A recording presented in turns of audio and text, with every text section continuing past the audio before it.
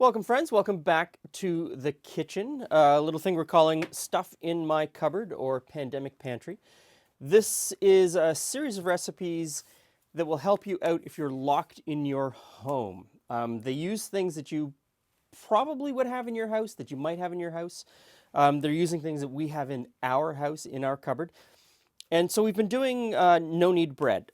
And in the course of making that no-knead bread, I showed you how to make this, which is essentially a biga or a levain. Today I thought I'd use this and say, you could make any bread recipe with this, any bread recipe at all. And today we're gonna make sort of like a focaccia, kinda. So in this bowl, I'm gonna put the flour. Now, when I say you could use this in any bread recipe, you look at a bread recipe and you say, I've already mixed together the yeast, a cup of flour, and a cup of water. So you look at the new bread recipe, wherever it's from, and you say, okay, I can take out the yeast because I've already got that in this bowl. The bread recipe asks for 4.5 cups of flour. I've already got a cup in here, so I only need to add 3.5 cups of flour. And instead of adding 2 cups of water, I've already got a cup in here, so I'm only going to add a cup of water. And it's that simple. You don't have to overcomplicate it. I know that a lot of people try to make it complicated. Don't let them. So in here with the flour, I'm going to put the salt, and I'm just going to mix that through with my hand, just so there isn't a concentration of salt in one spot. I'm using all-purpose flour because I imagine most people, if you have flour, you probably have all-purpose. If you want to use bread flour for this, go ahead and use bread flour. And I'm using, as I said in the last video, I'm using volume measurements, even though a scale is the best way to go, always. I'm using volume measurements because this is the kind of recipe where you really need to eyeball it. Do it by hand. And depending on where you live, the brand of flour you're using, you're going to use a different amount of water. And so even with weights as the measurement, you're still going to have to add a little bit at your own discretion. So in goes the levain, or the biga, or whatever you want to call it. I'm going to use all of it because later in the recipe, we're going to take another little piece of dough out, we're going to put it back in the bowl, we're going to feed it, we're going to put it away, and we're going to use it again later. Into here, I'm going to put probably about 3/4 of the rest of the water. That's all. I'm going to hold some back because I may not need it all. We'll figure that out. Now we'll just mix it. If you want to do this in your stand mixer, please go right ahead. Do it in your stand mixer, put the dough hook on, and you just knead this until it's a nice, smooth, elastic dough. I'm going to do it by hand because, you know, not everybody's going to have a stand mixer. I understand that. It's very easy to do it by hand, not a whole lot to it. Now, I start off with a spatula or a wooden spoon to start the mixing process. Then I will move out onto the bench by hand to bring it together. And I think this needs a little bit more water, so from the water that I've reserved, just a little bit, a tablespoon at a time. Don't overdo it. I've got a pretty ragged ball of dough, so I'm going to put a little bit of flour out on the counter. Not a whole lot. One of the problems I often see, and I do it myself, is too much flour on the bench. There's two things at play here. You don't want to add too much flour to your dough because that dries it out and makes it tougher. And you also kind of want it to stick a little bit to the countertop. That sticking is going to help you with the kneading process. If you don't have that friction, you're not going to be able to knead it quite as nicely. So the dough is still a little bit sticky. It can stand to take a little bit of flour. And you just kind of work it. Push it out, turn it, fold it over, push it out, turn it, fold it over, push it out. Same sort of thing, just over and over and over. So it's just this motion. Heel of your hand and push out. Bring it back and turn it, fold it over, push it out. Turn it, fold it, push it out. And you'll just kind of fall into a rhythm. And this might take you 10, 15 minutes, depending on how rough you want to be with it. And if it starts sticking to your hand too much, put down a little bit more flour. But the longer you knead it, the more it's going to come together and the less it will stick.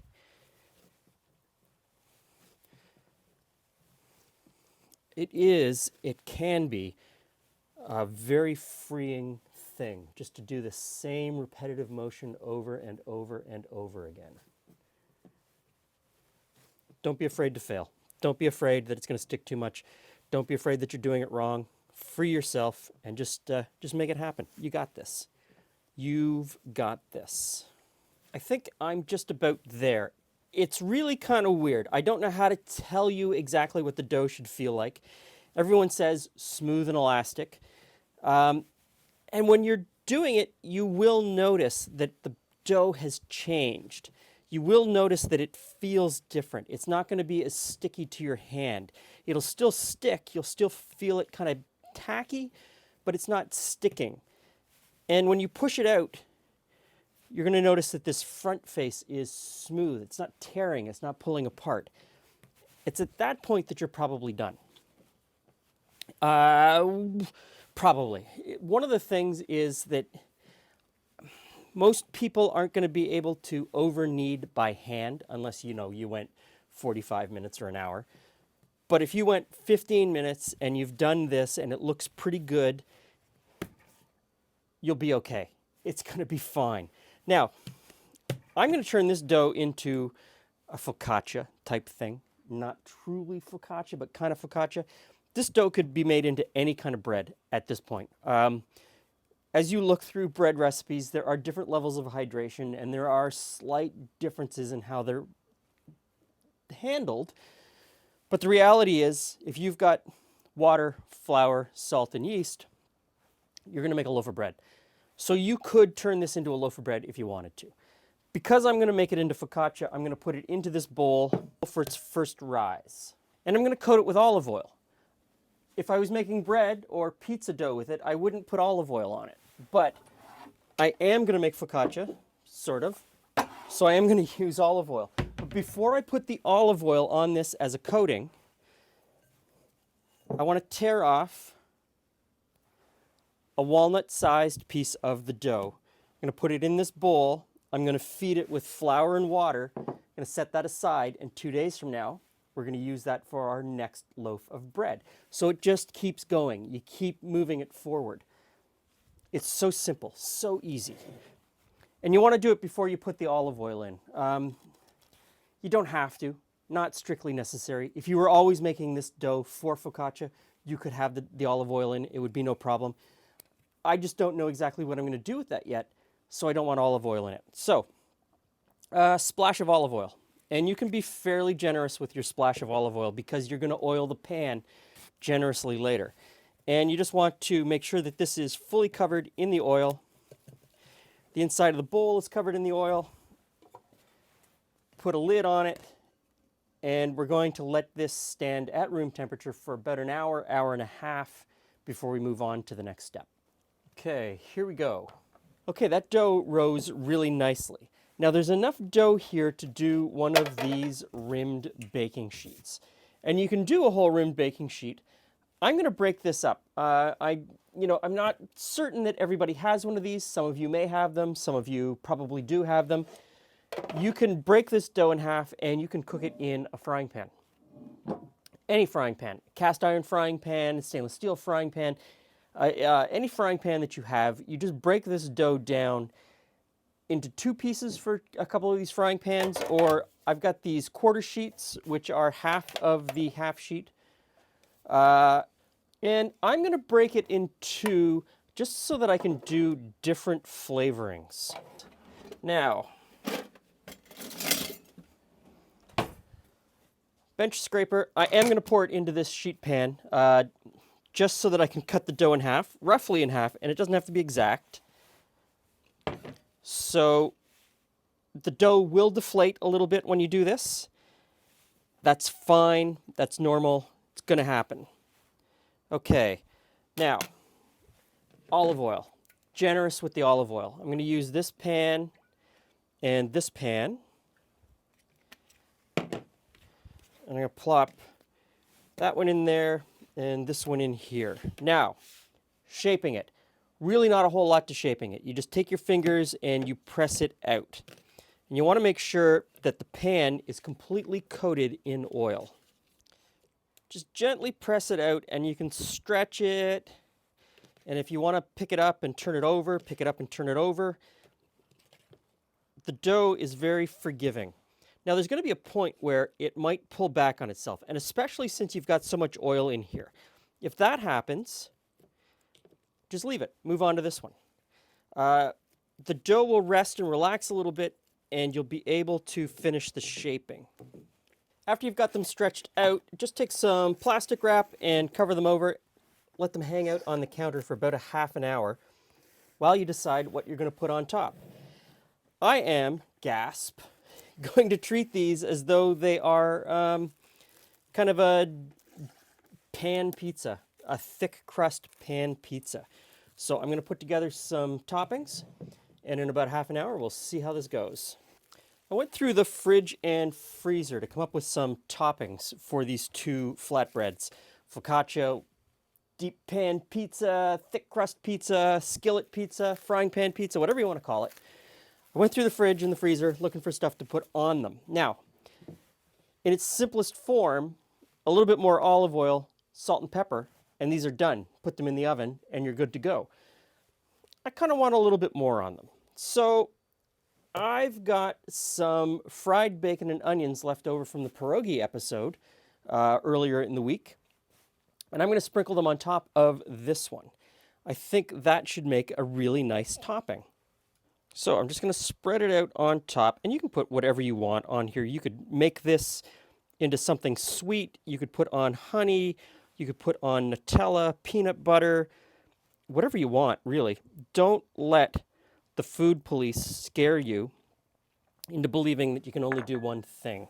On the second one, I found some crushed tomatoes in the freezer. So I'm going to put that on top. Just spread it around just like you would with a pizza. And then I found some black olives, half an onion, and some pepperoni or salami, hot salami I think it is. So I'm going to put that on top. I'm going to treat this one just as if it was a pizza. Some sliced onion and some black olives. Now I think I've got some hard cheese in here. Let's see. It's not labeled. Not completely sure. It's probably some kind of Parmesan. Anyway, grate a little bit of that on top. Now, these will go into a preheated 450-degree oven. And they're going to take anywhere between 20 and 25 minutes to cook. It's one of those things where you can't really test if it's cooked, but after about 20, 25 minutes, they are fully cooked. Into the oven we go.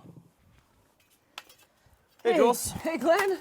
Hey, friends. I see you've got some creative bread work today. Yes, so It's hot. leftover focaccia, deep dish, thick crust pizza, whatever.